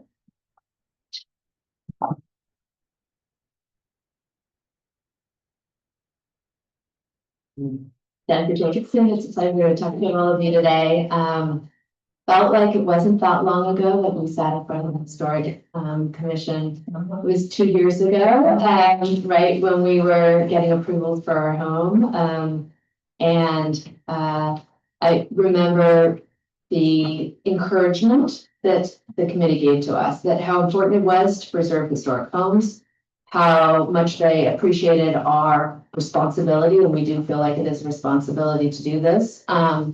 We did leave feeling very empowered to do the right thing for the community and for preserving this home, which we had purchased because we fell in love with the charm and you know, we wanted something that was unique and in the city. So I do want to ask you to continue that enthusiasm that you expressed to many of us in the process, and to have a voice in this, and to be sure that your voice as the experts in historic homes is really heard, because as we've heard that, you know, this is a very nuanced, unusual place, and it's not something that most of the planning commission deals with, but you all do. So I think your opinion carries great weight, and would ask you to help make sure that that you listen to the feedback you hear, take it very seriously, and that we do ask to rework some of the things that we're in process of discussing, and that it does come back to you before any further.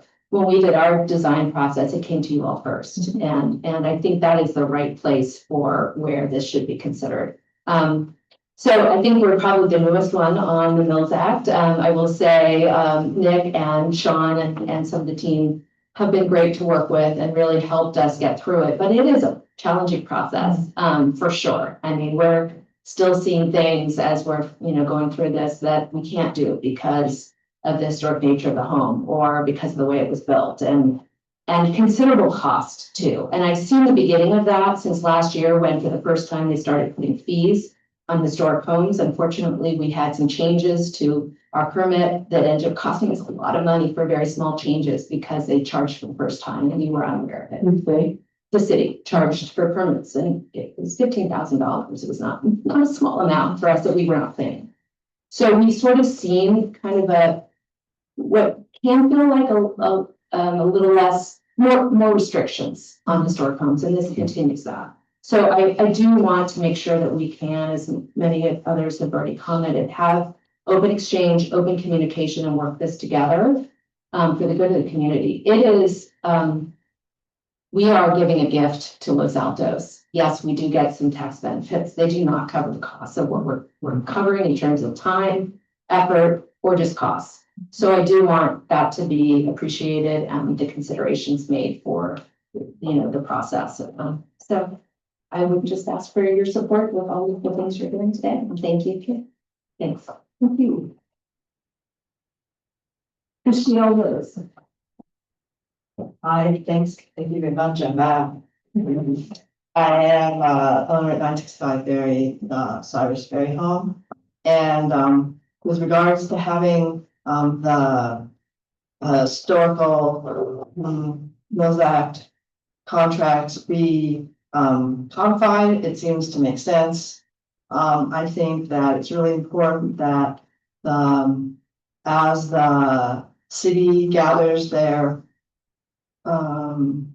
what their priorities are to put into the ordinance, that it would be something that would be supportive of the preservation and the spirit of trying to enable the homeowners to have those preservation works done, and still be manageable by the city, so it's not undue work on the city's part too, and to have that all reviewed. And if this is the body that should review that, that would be wonderful. We really appreciate it, and I'm not sure who else would be the voice that would say, yeah, this whole ordinance encompasses the spirit of the benefit of the city and the historic preservation of older homes.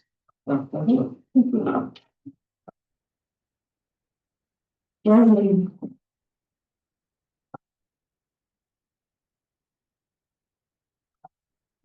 you. I'm Leslie Behar. I own 220 University Avenue. And I've owned it since 2017. When we bought, we had no idea what we were getting into. with respect to having a house in the Mills Act. What we have found is that we consider ourselves a steward of that property. And it's a tremendous amount of work and very gratifying. At first it was like, oh, isn't this great? We get this great tax break. But we have easily found we've gone the investment in keeping it up goes many times past that. I'd like to join with the gang in saying I appreciate the work and the thoughtfulness going into this. It's really complicated. And I would like to add my voice to saying, let's have more time to clarify it, simplify it, and make sure it's working for everybody. I'm learning even in here this evening that everybody else who's speaking has the same sense of commitment to our community and to the historic aspect of what we're all doing. And again, thank you. I don't know. Am I missing anybody? No? Okay. Staff, did you have any final comments? No. No? Anyone else on? Okay. Well, it's been late. So let me just ask the, each of the commissioners if they have final thoughts. Then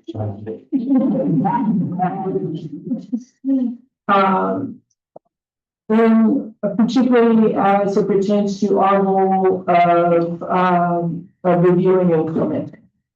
And based on the input that we've gotten from staff and the input that we've gotten from the public, do you have any further comments that you'd like to read into the minutes at this point? I think we should be advised of changes. Okay. Especially going forward, I think that if we need another meeting, that would be okay. It's pretty important. It's important.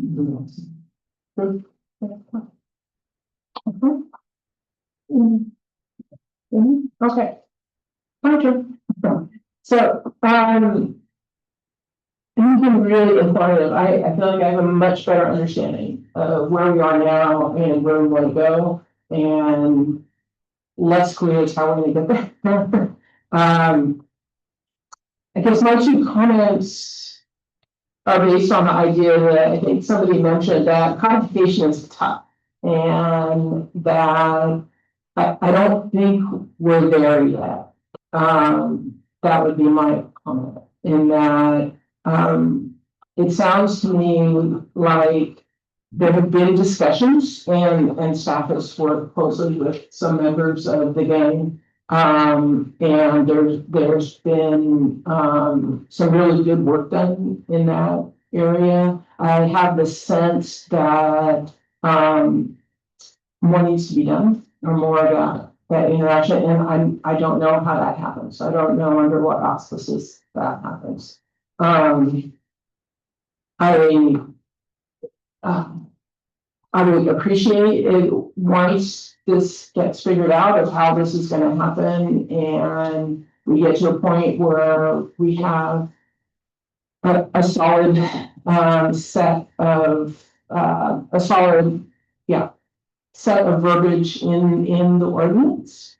I would love to be invited back, as we were today, to provide comment from the historical commission. So I would ask that happens. And if needed during that continuance of the process of solidifying this language, if our system sees needed or wanted, we're more than happy to do that. And I think my colleagues and our missing colleagues would share in that. Sure.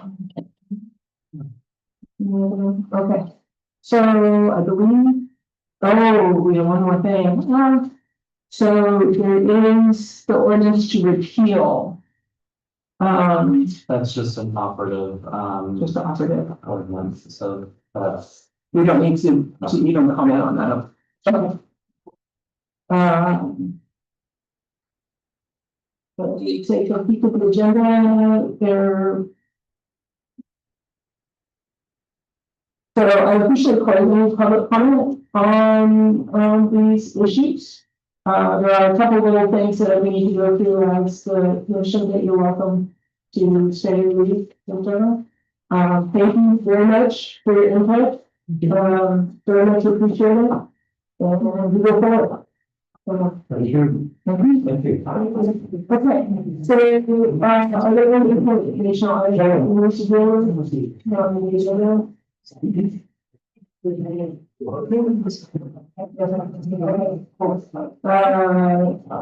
Technology and commission reports, the comment?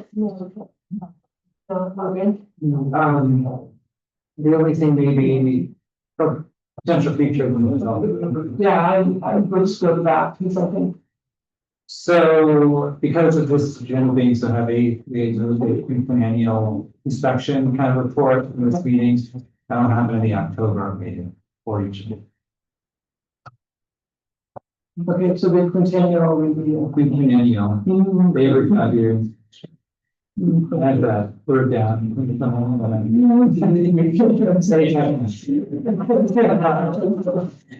Okay. And then I am also aware that, the orchard and the trees is a subject of, and, I understand that, there are other areas within staff in the city that are addressing those issues currently. Well, so only thing I know is on the agenda is not on the agenda, and I don't have any other information to really convey. If it needs to come back, if it needs to go on the agenda in the future, it will, and then we'll advise you about it. Okay, yeah, I understand just from speaking with people that, involved in the orchard, that there is the matter of, the yearly culling of dead trees. And last year it came before us, the commission, to approve the removal of spot trees, because they were dead. And, as happens during the year, there are now some more trees that are dead that actually need to get out now. And so I'm not sure how to, if that should come onto our agenda. So if the code requires the item to be heard by the commission, it'll be brought forward. Okay, how does that happen? How does that? Well, generally before an agenda is finalized, we usually reach out to the chair and we talk to the chair about it. Okay. Okay, if we just make a mental note that we could address that before the next agenda comes out. Correct, I can always reach out to you and let you know. Okay, let's see. I know there's a larger issue of, continued maintenance and handling of the orchard, but that's a subject for further discussion. But this, the getting rid of the dead trees before they infect the other trees is kind of important. Or speaking. Okay,